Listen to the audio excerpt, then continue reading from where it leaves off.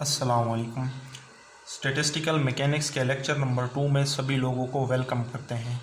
आज के इस लेक्चर में हम कुछ इम्पोर्टेंट डेफिनेशंस पे बात करेंगे। ठीक है, तो सबसे पहले हम बात करेंगे कि मैक्रोस्टेट और माइक्रोस्टेट क्या है। ठीक है, इनमें क्या डिफरेंस है। ठीक है, ये हम देखेंगे। ठीक है, तो मैक्रोस्टेट क्या है। ठीक है, जैसा कि नाम से ही जाहिर है, मैक्रो का क्या मतलब होता है, बड़ा, और माइक्रो छोटा। ठीक है, तो माइक्रो स्टेट जो है ना, ये मैक्रो स्टेट के अंदर ही एग्जिस्ट करती हैं। ठीक है, नेक्स्ट लेक्चर में हम एग्जांपल्स की मदद से समझेंगे। ठीक है, किसी भी सिस्टम के अंदर मैक्रो स्टेट और माइक्रो स्टेट किस तरह फाइंड आउट करते हैं, वो हम जो है ना डिफरेंट एग्जांपल की मदद से समझेंगे। लेकिन आज हम इनकी डेफिनेशंस को ही समझेंगे। ठीक है, तो अच्छा, मैक्रो स्टेट को हम किस तरह समझ सकते हैं। मैक्रो स्टेट को हम इस तरह समझ सकते हैं कि अगर हमारे पास एक सिस्टम के अंदर मतलब कि 3 बॉक्स हों और 5 पार्टिकल हों। ठीक है, तो इसे हम कहेंगे मैक्रो स्टेट। ठीक है, 3 बॉक्स और 5 पार्टिकल। ठीक है, लेकिन अगर हम उन पार्टिकल को डिस्ट्रीब्यूट कर दें,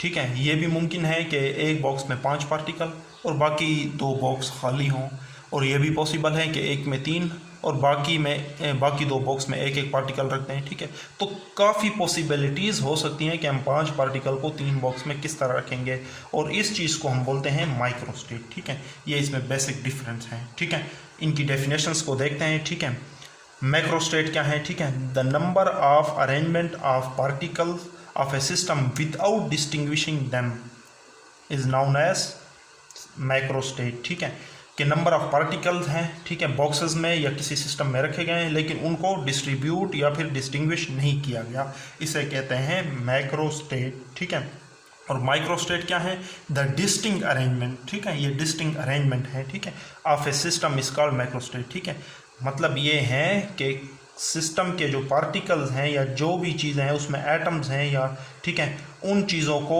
डिस्ट्रीब्यूट किया जाता है। ठीक है, मुख्तलिफ स्टेट में। ठीक है, फिर न्यू स्टेट बनती हैं। ठीक है, एग्जांपल की मदद से हम समझेंगे। ठीक है, इसको फिर इसके बाद थर्मोडाइनमिक प्रोबेबिलिटी आती है। ठीक है, थर्मोडाइनमिक प्रोबेबिलिटी क्या है। ठीक है, मतलब थर्मोडाइनमिक प्रोबेबिलिटी को हम यूँ समझ सकते हैं कि मैक्रोस्टेट से हम कितनी माइक्रोस्टेट बनाते हैं। अब जब हम मैक्रोस्टेट से माइक्रोस्टेट बना रहे हैं, ठीक है, तो मतलब ये है कि हम पार्टिकल की प्रोबेबिलिटी को भी बता रहे हैं। ठीक है, जितनी भी हमने मैक्रोस्टेट निकाली, ठीक है, उससे हमें प्रोबेबिलिटी का भी पता चल जाता है। ठीक है, the number of microstate corresponding to given macrostate. ठीक है, किसी भी मैक्रोस्टेट से जितनी भी माइक्रोस्टेट बनती हैं, ठीक है, इस चीज़ का नाम होता है थर्मोडायनामिक प्रोबेबिलिटी। ठीक है, इसे हम W से रिप्रेजेंट करते हैं। ठीक है, आ गई बात समझ में। ठीक है, इसके अलावा 2 और छोटी छोटी डेफिनेशंस हैं जो सबसे इम्पोर्टेंट हैं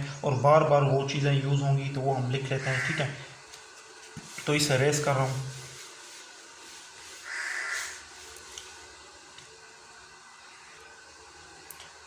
इसके बाद आता है कि डिस्टिंग्विशिबल और इनडिस्टिंग्विशिबल पार्टिकल क्या है। ठीक है, इसके दरमियान क्या डिफरेंस है। ठीक है, डिस्टिंग्विशिबल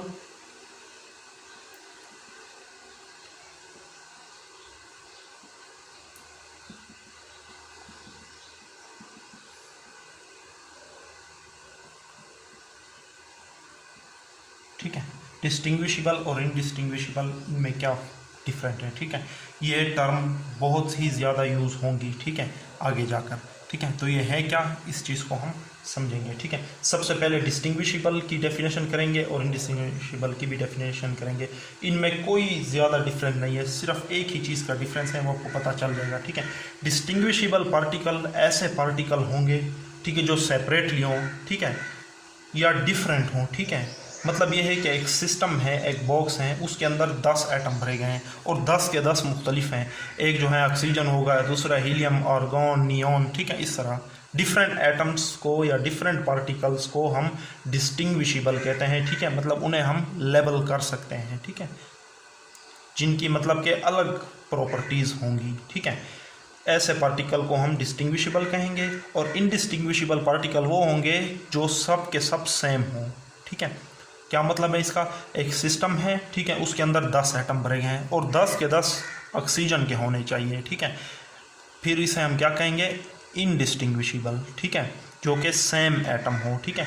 डिस्टिंग्विशिबल में डिफरेंट एटम आएंगे और इनडिस्टिंग्विशिबल में सेम एटम आएंगे। अब हम लिखेंगे क्या, अगर ये डेफिनेशन हमसे पूछी जाए तो हम इसकी क्या डेफिनेशन करेंगे, ठीक है। डिस्टिंग्विशिबल की सबसे पहले करते हैं, ठीक है। डिस्टिंग्विशिबल पार्टिकल, ठीक है, पार्टिकल ही जनरली कहते हैं, ठीक है। Those particles which are not identical या different, ठीक है, and have different properties,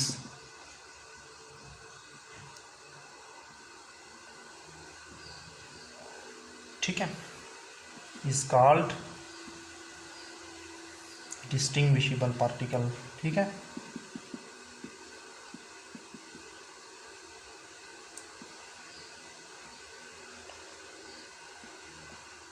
आ गई बात समझ में, ठीक है।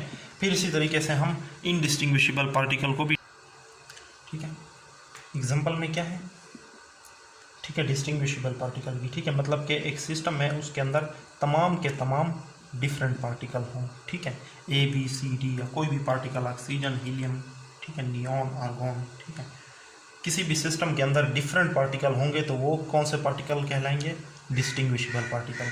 इसी तरीके से इनडिस्टिंग्विशिबल पार्टिकल क्या है,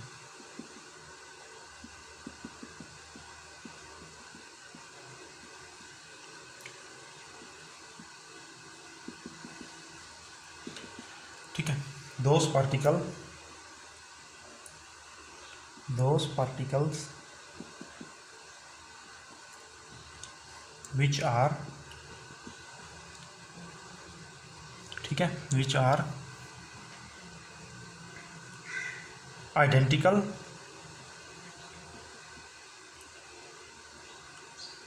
and have same properties,